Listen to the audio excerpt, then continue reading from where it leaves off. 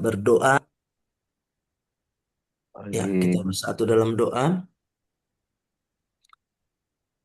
Terima kasih Bapa di surga untuk kesempatan yang Tuhan berikan kepada kami. Terlebih kami lewat Kingdom Family Indonesia boleh ada dalam hadirat Tuhan. Sebagaimana ibadah rutin kami. Kami sudah memuji nama Tuhan. Tiba saatnya kami mendengarkan suara-Mu. Berkati kami Tuhan, berkati sarana dan prasarana yang kami pakai. Berkati juga para hamba-Mu yang akan gabung dalam Zoom ini, sehingga kami boleh sama-sama diberkati oleh firman-Mu. Roh Kudus turun atas kami, supaya kami diberikan pemahaman akan kebenaran firman Tuhan. Terpujilah Engkau Bapa di surga, di dalam nama Yesus Kristus kami berdoa dan bersyukur kepadamu. Amin. Bapak Ibu Saudara yang dikasihi Tuhan, firman Tuhan yang menjadi renungan kita dalam ibadah Kingdom Family pagi ini, dan sesuai dengan yang sudah rutin kita lakukan bahwa setiap bulan mempunyai tema yang sama, dan mungkin juga dengan ayat firman Tuhan yang bersama-sama, tapi firman Tuhan selalu membaharui kita setiap waktu. Sebagaimana temanya, bersiap sedialah menantikan kedatangan Kristus. Kita ambil dari Matius 25 ayat 1 sampai 13. Demikian firman Tuhan. Gadis-gadis yang bijaksana dan gadis-gadis yang bodoh. Pada waktu itu hal kerajaan sorga seumpama 10 gadis yang mengambil pelitanya dan pergi menyongsong mempelai laki-laki. 5 diantaranya bodoh dan 5 bijaksana. Gadis-gadis yang bodoh itu membawa pelitanya, tetapi tidak membawa minyak. Sedangkan gadis-gadis yang bijaksana itu membawa pelitanya dan juga minyaknya dalam buli-buli mereka. Tetapi karena mempelai itu lama tidak datang-datang juga, mengantuklah mereka semua, lalu tertidur. Waktu tengah malam terdengarlah suara orang berseru, "Mempelai datang, songsonglah dia." Gadis-gadis itu pun bangun semuanya, lalu membereskan pelita mereka. Gadis-gadis yang bodoh berkata kepada gadis-gadis yang bijaksana, "Berikanlah kami sedikit dari minyakmu itu, sebab pelita kami hampir padam." Tetapi jawab gadis-gadis yang bijaksana itu, "Tidak, nanti tidak cukup untuk kami dan untuk kamu. Lebih baik kamu pergi kepada penjual minyak dan beli di situ." Akan tetapi waktu mereka sedang pergi untuk membelinya, datanglah mempelai itu, dan mereka yang telah siap sedia masuk bersama-sama dengan dia ke ruang perjamuan kawin. Lalu pintu ditutup. Kemudian datang juga gadis-gadis yang lain itu dan berkata, "Tuan, Tuan, bukakanlah kami pintu." Tetapi ia menjawab, "Aku berkata kepadamu, sesungguhnya aku tidak mengenal kamu."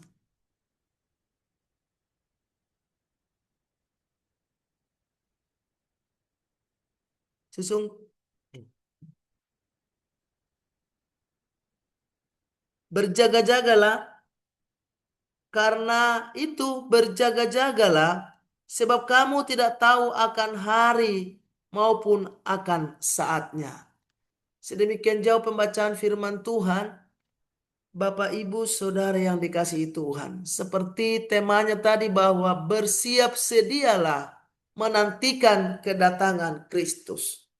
Kalau pada hari ini gereja-gereja masih merayakan Paskah, merayakan Paskah, Advent ketiga sebelum sampai kepada masa Natal, bagaimana kita memaknai arti Advent sesungguhnya? Apakah dia hanya berlangsung seperti rutinitas belaka yang dilakukan oleh umat Kristen?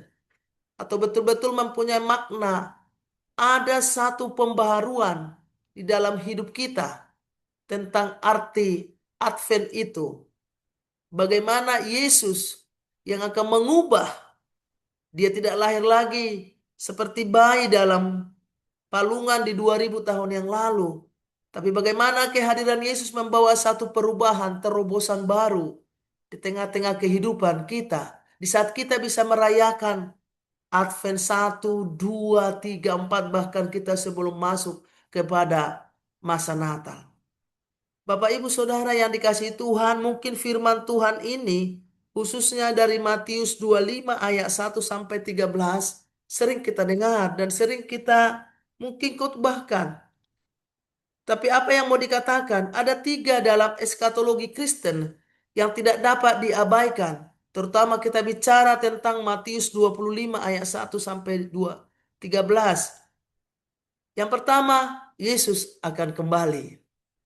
Lalu yang kedua, waktu kedatangannya tidak terduga. Tapi sesuatu dia pasti datang. Tapi tak satu pun yang tahu kapan waktunya. Dan yang ketiga, kedatangannya di masa depan berarti membawa sesuatu perubahan kehidupan. Ada satu jaminan yang dibawa oleh Yesus dengan kelahirannya bagi orang percaya. Sebagaimana dikatakan bahwa orang yang percaya akan memperoleh hidup yang kekal.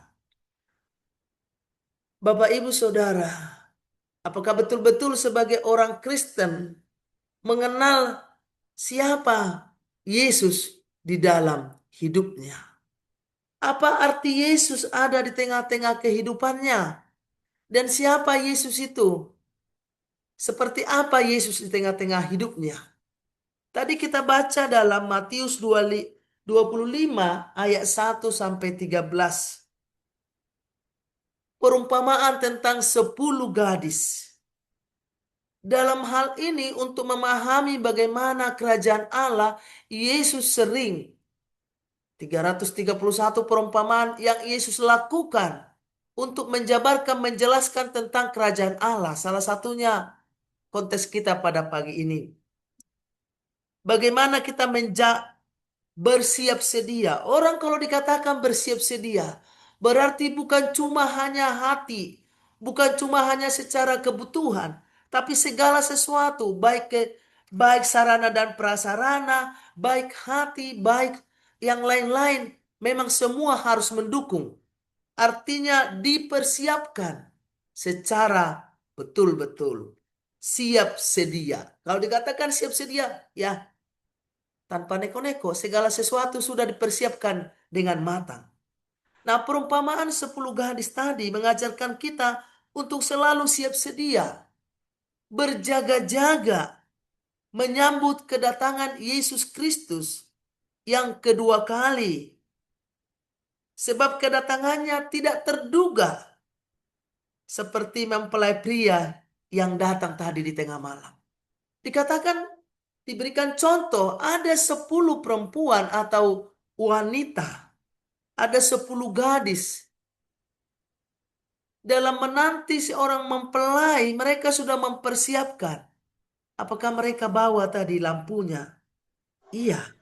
Apakah mereka menyiapkan lampunya? Iya. Tapi bagaimana dengan persiapan hatinya?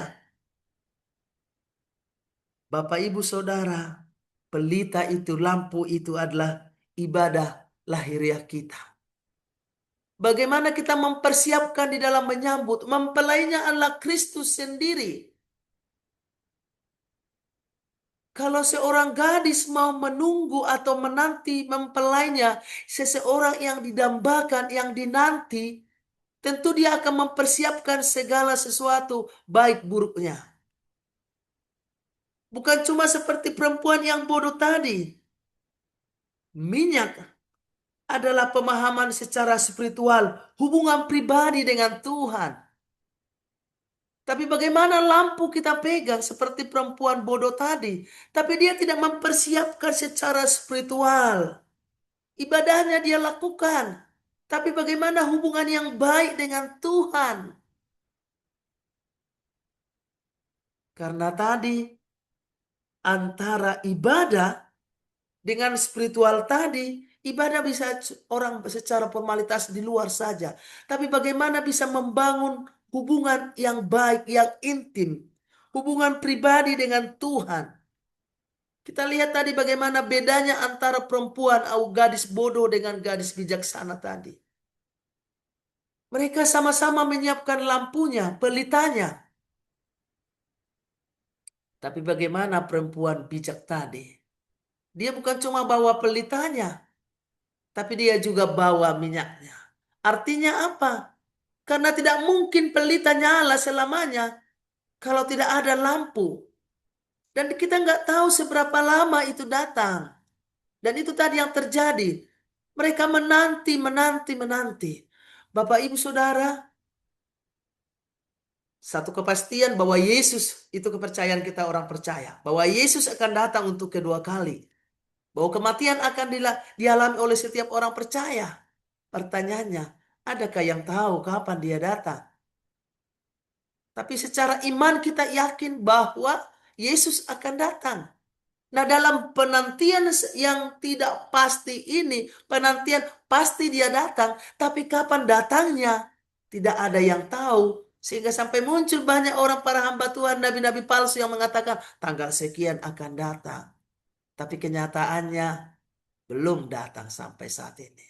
Nah, dalam penantian yang begitu lama, yang tidak pasti dan tak terduga kedatangannya, disinilah kita memakai hikmat itu. Disinilah kita sebagai orang percaya terus membangun hubungan, bukan cuma hanya lewat ibadah, tapi bagaimana hubungan pribadi dengan Tuhan. Persiapan, bukan cuma penampilan di luar, tapi penampakan, penampilan, dan isi. Bagaimana dalam ibadah kita sungguh-sungguh mewujudkan bagaimana kita menanti. Artinya menanti yang belum pasti kapan datang. Ya harus dipersiapkan. Karena tadi pasti datang. Cuma kapan waktunya tak ada yang tahu. Nah, dalam hal ini disinilah hikmat bijaksana yang dipakai oleh gadis bijaksana tadi. Bukan cuma dia bawa lampu. Tapi dia persiapkan minyak dalam buli-buli. Kenapa? Karena dia tahu pasti mati lampu ini kalau tidak ada minyak. Bapak, Ibu, Saudara yang dikasihi Tuhan. Apa yang dikatakan tadi di ayat yang ketiga. Gadis-gadis yang bodoh itu juga membawa pelitanya. Tetapi dia tidak membawa minyak. Sedangkan gadis-gadis yang bijaksana itu membawanya. Dan juga membawa minyaknya. Tetapi karena mempelai itu tidak datang-datang, itu dia tadi masih menunggu, menunggu, menunggu. Apa yang terjadi? Lampu daripada wanita bodoh itu sudah hampir padam. Dan dia meminta kepada gadis yang bijaksana tadi, bagilah minyakmu. Bapak, Ibu, Saudara, di sini bukan versi masalah pelit, tidak mau berbagi. Tapi dengan tegas perempuan atau gadis-gadis bijaksana itu berkata, enggak, dia tidak mau memberikan. Karena apa? Dia sudah mempersiapkan dengan matang. Karena dia tidak tahu seberapa lama datang dan berapa lama nunggunya. Waktu ada informasi yang mengatakan, songsonglah, sudah datang mempelai, sambutlah dia. Mereka semua bergegas. Mereka semua bergegas. Tapi apa yang terjadi? Gadis-gadis itu semua bangun. Yang bodoh. Tapi kita lihat di ayat 9. Tetapi gadis-gadis yang bijaksana itu tidak mau memberikan. Ini bukan sekedar tadi saya tidak suka berbagi atau pelit. Tetapi bagaimana nanti tidak cukup untuk kami dan untuk kamu. Artinya satu pun tidak jadi kalau nanti dibagi. Kamu yang tidak mempersiapkan. Dan apa jawaban daripada wanita bijak itu? Nanti tidak cukup untuk kami dan untuk kamu. Lebih baik kamu pergi kepada penjual minyak dan beli di situ. Pertanyaannya, kenapa sebelum datang tidak dibeli?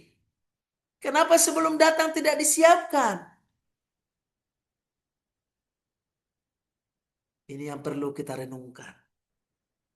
Kemudian, karena dia tidak dibagi, dia tidak mendapatkan, akhirnya apa? Mereka pergi karena lampunya sudah mau padam. Tetapi apa yang terjadi? Kemudian datang juga gadis-gadis yang lain itu dan berkata, akan tetapi waktu mereka pergi dan membelinya, Bayangkan Bapak Ibu Saudara yang kekasih. Adakah usaha? Oh ada. Tapi apakah usaha itu berhasil? No, tidak. Di saat mereka lagi pergi, disitulah kedatangan mempelai itu yang tak terduga tadi. Tapi apa yang terjadi? Wanita bijaksana itu, gadis-gadis bijaksana itu, mereka datang menyambut mempelai dan masuk ke dalam perjamuan. Karena apa? Mereka sudah menyiapkan. Mau seberapa lama datangnya, mereka sudah siap sedia. Tapi ironisnya apa yang kita lihat dengan wanita bodoh itu? Mereka gerasa gerusuk. Dan saat itu juga mereka mencari, membeli. Mereka telah pergi. Tapi yang bijaksana tadi sudah siap sedia. Mereka masuk dalam perjamuan bersama-sama dengan mempelainya. Tapi orang bodoh tadi, wanita bodoh tadi, mereka pergi. Apakah mereka mendapatkan minyak itu? Mendapatkan. Tapi apa yang terjadi? Kita lihat ayat 11. Kemudian datang juga gadis-gadis yang lain itu dan berkata, karena apa? Setelah perempuan-perempuan bijaksana itu sudah masuk bersama dengan mempelai itu, pintu perjamuan sudah ditutup. Di saat wanita bodoh datang, mereka sudah membeli. Tapi apa yang terjadi? Apakah usaha itu berhasil? Sia-sia sudah. Di saat mereka sudah membawa minyaknya tadi, apa yang terjadi? Pintu sudah ditutup. Kemudian datang juga gadis-gadis yang lain itu dan berkata, Tuan, Tuan, bukalah kami pintu. Tetapi ia menjawab, Aku berkata kepadamu, sesungguhnya aku tidak mengenal kamu. Ayat terakhir, karena itu berjaga-jagalah, sebab kamu tidak tahu pada hari maupun akan saatnya. Bapak, Ibu, Saudara yang dikasihi Tuhan.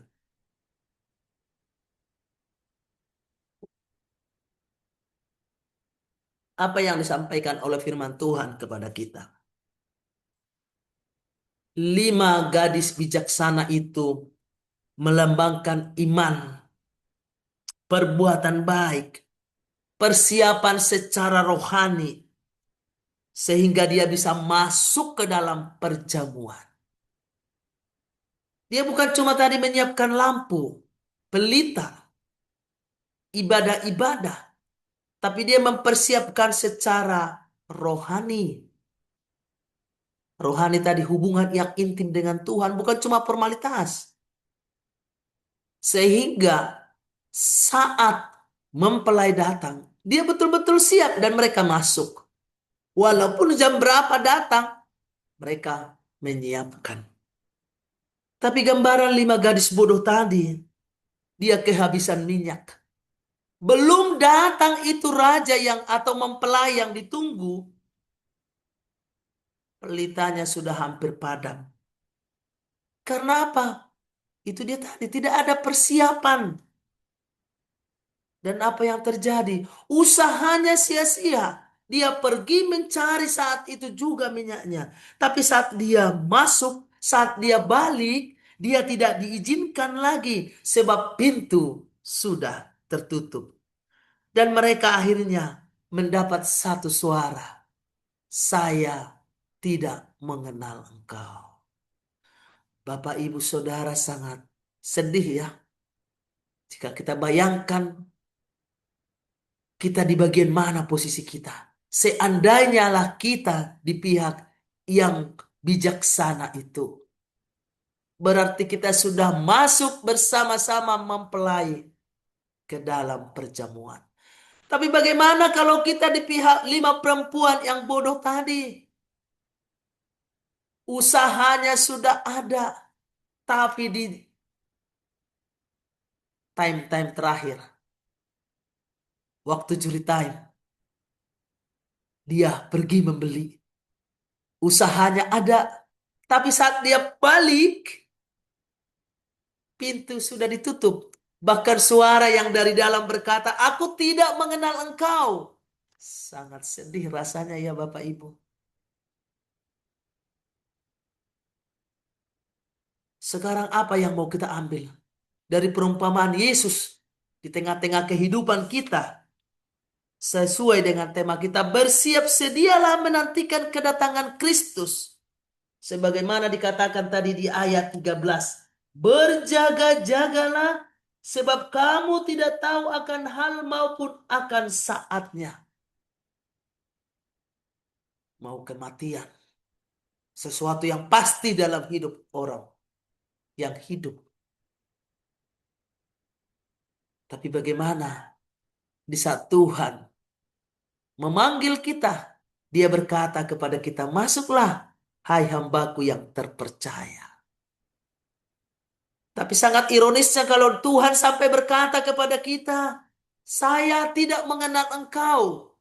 Apakah kita seperti konteks firman Tuhan yang lain? "Aku kan melakukan pekerjaanmu Tuhan di dunia ini. Aku kan selalu membuat mujizat atas namamu." Apakah nanti itu yang terjadi dari kita? Mari kita merefleksi tentang semua diri kita. Apakah cuma ibadah yang kita lakukan? 10 gadis tadi melambangkan umat percaya yang menanti-nantikan kedatangan Tuhan. Digambarkan 10 adalah lambang istimewa. 5 yang bijaksana, 5 yang bodoh. Nah sekarang kita berharap kita di bagian yang bijaksana.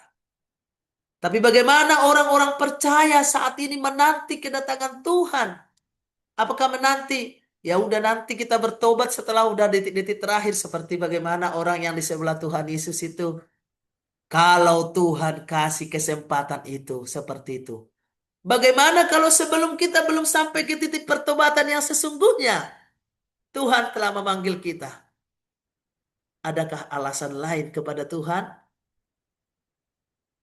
Oleh sebab itu Bapak dan Ibu Saudara yang kekasih, selagi Tuhan berikan kita kesempatan, saya sangat bangga ada di Kingdom Family Indonesia. Kita boleh diberkati oleh Tuhan. Kita boleh saling menopang di sini, saling belajar, saling menopang satu dengan yang lain. 10 gadis adalah semua orang yang menanti kedatangan Tuhan. Kedatangan Yesus tadi seperti poin yang pertama yang saya sampaikan adalah sesuatu yang pasti. Bahwa Yesus akan kembali. Bahwa Yesus waktu kedatangannya tak terduga. Tapi sesuatu yang pasti dia datang. Tapi tidak terduga kapan dia datang. Berarti kalau kita tidak tahu dia datang. Berarti harus betul-betul berjaga-jaga. Dan bersiap siaga. Siap sedia. Kapan dia? Karena itu adalah haknya Tuhan.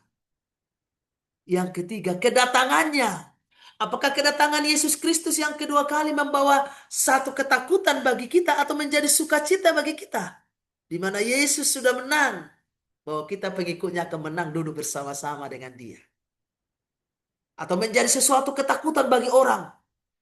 Penghakiman ini dan itu. Mari Bapak Ibu kita merefleksi. Bahwa sesungguhnya Yesus pasti datang. Itu menjadi satu berita sukacita bagi kita, orang percaya. Bahwa kita akan menerima mahkota kehidupan yang menjadi janji Tuhan bagi setiap orang. Setiap engkau sampai mati, aku akan menganugerahkan kepadamu mahkota kehidupan. Itu janji Tuhan. Dan seorang pelari tidak menerima mahkota jika dia setengah jalan. Dari pagi dia semangat, dari awal dia, dari start dia semangat. Tapi di tengah jalan, kecapean. Bapak Ibu tentu kita tahu tidak akan mendapatkan piala. Tapi yang mendapatkan piala itu adalah orang yang dari awal terus berjuang sampai finish. Itulah yang digambarkan oleh perumpamaan Tuhan Yesus tentang 5 wanita yang bijak dan 5 wanita yang bodoh. 5 gadis bijaksana tadi membawa minyak dan pelitanya. Tetapi yang bodoh tadi membawa pelita tapi tidak membawa minyak. Iman tanpa persiapan. Jadi kalau kita menanti, namanya menanti kita tidak tahu apa yang terjadi, berarti segala sesuatu harus kita persiapkan. Nah, bagaimana kita merespon firman Tuhan ini di tengah-tengah kehidupan kita? Kita lihat tadi seperti di ayat 6. Mempelai itu datang, tidak terduga. Jangan sampai pintu itu tertutup. Kesempatan untuk masuk perjamuan itu sudah tidak ada. Sekalipun tadi sudah dipegang itu minyak. Karena sudah terlambat. Pintu sudah tertutup. Keselamatan berakhir saat pintu ditutup. Tapi bagaimana orang bijaksana tadi? Dia siap. Jam berapapun datang. Bapak, Ibu, Saudara, kita lihat ya. Di detik-detik terakhir. Siapapun tidak bisa menyelamatkan orang lain. Bahkan tadi, ini bukan masalah Persipelit tidak mau berbagi tentang berbagi minyaknya. Tapi dia tidak mau. Nanti buat saya kurang, buat kamu juga kurang. Pergilah, belilah ke tempat lain. Artinya, diri sendiri kepada mempelai itu. Tidak bisa kita membonceng orang lain. Waduh, kasihan dia jadi lampunya nggak hidup. Kita bagilah ini. Karena waktu kesempatan sudah habis. Oleh sebab itu Bapak Ibu Saudara yang dikasih Tuhan, selagi Tuhan kasih kita kesempatan. Saya katakan tadi, kenapa sebelumnya tidak dibawa minyaknya? Kenapa sudah mau mati lampunya baru dia beli minyak? Ini menjadi perenungan buat kita. Artinya di tengah-tengah kehidupan kita. Bapak Ibu Saudara, seperti di ayat 13 tadi, kewaspadaan, berjaga-jaga, siap sedia, sebab tidak tahu kapan hari kedatangannya datang. Apa yang mau kita ambil? Aplikasi apa yang mau kita ambil, kita renungkan. Biarlah kita semua menjadi hamba-hamba yang terpercaya. Seperti wanita bijak tadi. Karena ke-10 tadi semuanya itu baik yang bijak maupun yang bodoh adalah sekumpulan orang-orang yang menanti kedatangan kedua kalinya Kristus. Tapi biarlah kita menjadi bagian dari orang bijaksana tadi. Sungguh-sungguh kita menyiapkan iman kita, hati kita, segala sesuatu. Bagaimana hubungan intim kita dengan Tuhan. Ada persiapan yang aktif. Bukan hanya percaya, tapi hidup yang mencerminkan iman. Yaitu tadi minyak. Minyak itu adalah iman. Melalui tindakan nyata dalam kesalehan sehari-hari. Bukan cuma di dalam pelayanan. Tindakan nyata itu dalam seluruh aspek kehidupan. Bahwa kita sungguh kita nggak tahu kapan. Apakah waktu lagi tidur kita? Apakah waktu lagi di jalan kita? Apakah waktu lagi di mana kita? 10 tahun yang lalu ada satu orang yang kita kenal meninggal di tempat judi. Sedih rasanya. Tapi menurut saya senang ya kalau orang meninggal di rumah ibadah. Misalnya lagi ibadah gitu. Karena kita tidak tahu kapan dia datang. Makanya dikatakan bersiap sedialah. Jangan seperti orang bodoh tadi. Udah mau ini, udah mau mati lampunya. Baru dia nyari kemana-mana. Selama ini kemana? Pada akhirnya dibeli? Ya dibeli. Tapi sia-sia sudah. Pintu keselamatan sudah tertutup. Jangan tunda. Seperti 5 gadis bodoh tadi. Selagi ada kesempatan yang Tuhan berikan. Mari kita hidup seturut dengan kehendaknya. Mari kita persiapkan. Dan jangan sampai kita sebagai hamba-hamba Tuhan, orang lain, saya sering sampaikan, jangan sampai mari kita pastikan juga keselamatan, iman, pertumbuhan iman dari keluarga dan anak-anak kita. Jangan sampai orang lain yang kita injili kita selamatkan, sementara di keluarga kita tidak bertumbuh. Orang lain yang terberkati, sementara anak-anak kita, keluarga kita. Ini menjadi ingatan buat kita, refleksi buat kita semua. Pintu kesempatan itu terbatas. Ada waktu untuk bersiap, itu dia tadi. Ada kan persiapan, ada waktu. Makanya dikatakan kalau orang Batak bilang, tiki parasian. Sekarang ini waktu kasih Tuhan. Waktu kesempatan dikasih Tuhan. Makanya kadang kita lihat sekarang ini, mau yang jahat, mau yang baik sepertinya, apa? Kok dia kok jahat, kok tapi dia kok diberkati ya? Halo, itu nanti juga semua segala sesuatu akan dipertanggungjawabkan. Pintu kesempatan terbatas. Dan ketika waktu itu lewat, pintu akan ditutup. Walaupun minyak sudah di tangan. Dan betapa sedihnya jika suara mempelai dari dalam berkata, aku tidak mengenal engkau. Bapak, Ibu, Saudara yang dikasihi Tuhan. Karena kesempatan itu terbatas. Marilah kita pakai kesempatan yang ada. Karena Yesus pasti datang. Tapi kapan datangnya kita tidak tahu tanpa terduga. Oleh sebab itu, tetaplah kita waspada. Tetaplah kita tetap menjalin persekutuan yang baik dengan Tuhan. Hubungan yang intim dengan Tuhan. Inti daripada perumpamaan ini adalah iman harus disertai perbuatan yang berkelanjutan. Bukan sekedar keyakinan kosong. Jadi ada orang berkata dalam ini, ya beriman. Tapi bagaimana wujud iman itu? Bukan cuma slogan, tapi diwujud nyatakan. Bapak, Ibu, Saudara, refleksi iman yang bisa kita lihat. Apakah imanku berminyak seperti minyak tadi, aktif, atau hanya pelita kosong?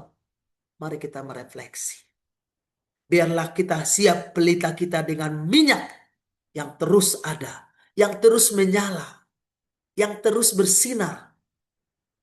Karena penantian kita akan kedatangan yang kedua kali. Itu tak satu pun yang tahu. Tapi bagaimana kita selalu siap sedia tantangan apapun yang terjadi. Dunia boleh menawarkan segala sesuatu keindahan. Tapi Kristus segalanya bagi kita. Dia yang terutama bagi kita. Hiduplah kita bertanggung jawab. Amin. Tuhan memberikan kesempatan napas kehidupan kepada kita. Saya percaya ada sesuatu, termasuk apa yang terjadi di tengah kehidupan kita, bahkan longsor yang terjadi di Pulau Sumatera. Saya percaya ada rencana Tuhan yang mau dinyatakan lewat itu. Lewat apapun Tuhan bisa berkarya.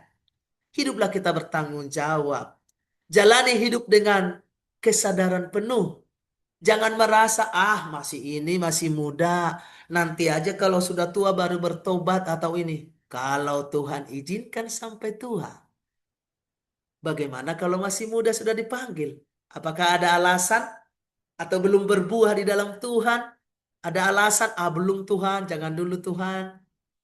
Tidak ada penawaran. Oleh sebab itu Bapak dan Ibu Saudara yang dikasihi Tuhan. Mari kita jalani hidup kita dengan penuh kesadaran bahwa kita ada untuk kemuliaan Tuhan. Bahwa Tuhan akan datang kembali untuk menjemput kita. Kesaksian hidup kita. Jadilah terang Tuhan. Melalui perbuatan baik. Bukan cuma hanya perkataan.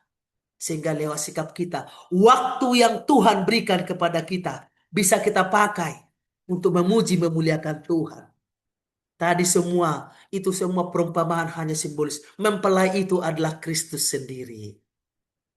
Kedatangan mempelai itu adalah kedatangan Yesus sendiri. Untuk kedua kali, untuk menjemput kita. Bapak, Ibu, Saudara, dan kita semua. Mari kita membuahkan hasil-hasil buah-buah yang ranom. Buah-buah yang manis.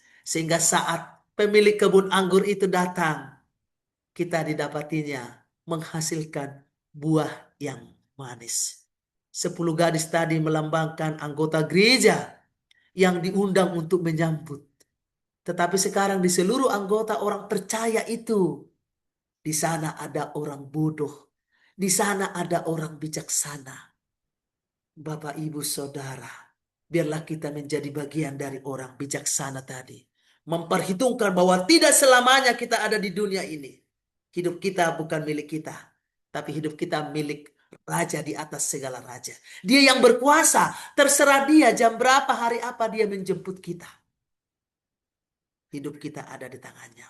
Oleh sebab itu, biarlah Tuhan Yesus menguatkan kita, memampukan kita. Biarlah pelita tadi menjadi kesaksian tentang Yesus, bahwa minyak adalah kesetiaan. Minyak itu menggambarkan kesetiaan. Kesetiaan itu menuntut pengorbanan. Kesetiaan itu butuh perjuangan. Oleh sebab itu di dalam memperjuangkan untuk bisa hidup siap sedia, waspada, butuh perjuangan. Oleh sebab itu sekalipun banyak tantangan yang kita hadapi, itu menjadi satu bagian dari perjuangan iman kita. Oleh sebab itu janganlah masalah membuat kita kalah, atau masalah apapun itu, sakit, penyakit, ekonomi atau apapun, tapi tetaplah teguh karena kita sungguh berharga di mata Tuhan. Persiapan yang kontinu, persekutuan yang kontinu, tidak musiman, tapi terus menerus, dipelihara secara terus menerus. Marilah kita bangun terus persekutuan yang indah untuk membangun iman kita semakin kokoh dan teguh di dalam Tuhan melalui pertumbuhan rohani. Sehingga saat datang pemilik kebun anggur itu, saat datang dia mempelai agung kita itu, kita didapatinya siap sedia bagai wanita atau gadis bijaksana tadi. Tuhan Yesus memberkati kita. Amin. Kita berdoa. Terima kasih Allah Bapa di surga, Allah yang kami kenal di dalam nama Yesus Kristus. Kami bersyukur untuk kesempatan pagi ini. Kami bersyukur untuk tema bulanan kami yang mengingatkan kami untuk bersiap sedia, waspada, berjaga-jaga untuk menyambut kedatangan Kristus. Engkau sudah lahir 2000 tahun yang lalu. Tapi kami sebagai orang percaya menantikan, yakin bahwa engkau akan datang kelak kedua kali. Kedatanganmu tak satu pun kami yang tahu, tak terduga. Oleh sebab itu terima kasih Tuhan, kami diingatkan oleh firman-Mu supaya kami siap sedia, waspada, sehingga pelita kami, minyak kami siapkan, iman percaya kami, kesetiaan kami tetap teguh di dalam Tuhan. Sehingga saat Engkau datang, jam berapapun waktumu Tuhan, kami siap sedia dan boleh masuk bersama-sama dengan Engkau di perjamuan-Mu, untuk duduk bersama-sama dengan Engkau. Sehingga kami menjadi hamba-Mu yang terpercaya untuk boleh bersama-sama masuk dalam kerajaan-Mu. Selagi pintu masih terbuka, biarlah kesempatan kami boleh pakai untuk boleh terus bekerja, hidup seturut dengan kehendak. Biarlah selama hidup napas Tuhan berikan kepada kami, boleh kami menghasilkan buah-buah yang baik, menghasilkan buah-buah yang manis di tengah-tengah kehidupan kami. Pakai kami semua hamba-hambamu untuk boleh terus berkarya buat Tuhan. Selama napas masih Tuhan berikan, kami rindu menjadi alat yang berguna bagi Tuhan. Terpujilah Engkau Bapa di surga, dalam nama Yesus Kristus kami berdoa dan bersyukur kepadamu. Amin.